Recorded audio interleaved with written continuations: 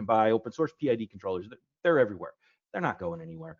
And the challenge is that tuning these tends to be more art than science because there hasn't been a very good curriculum. There's not a lot of good formal training, in the US at least. There's not a lot of good process control training classes for the engineering team. It's a one semester theoretical class that covers Bodhi and Nyquist and stability and all this stuff, and they don't actually have to teach you how to tune a controller, which is always really disappointing. There's very limited formal training, so the trial and error method really just remains common.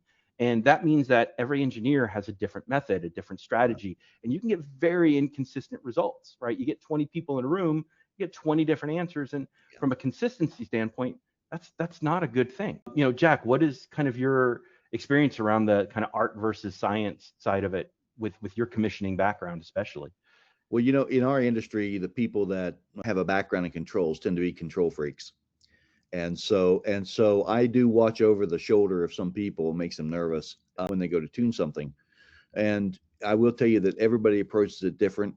So if I give them a method, like the control station method, then they are successful every time because it slows you down and makes you understand what your control objectives are, which we're going to get to later today. The other thing is it something teachable? My God, if this process is not teachable, I've got operator problems, and then with operator problems, I've got a suspect process, and then I may have deviations, and those deviations, I got to now have QA write up, 14 hours worth of QA reports why we had deviations. It's just very expensive. So if I can train somebody, and this, look, bump, model, tune, test, report, it's like five things. How hard is that? Now, granted, this is with software. Yes, it's your software. Yes, I understand. But with those 5 things, I can now teach somebody over and over and over again.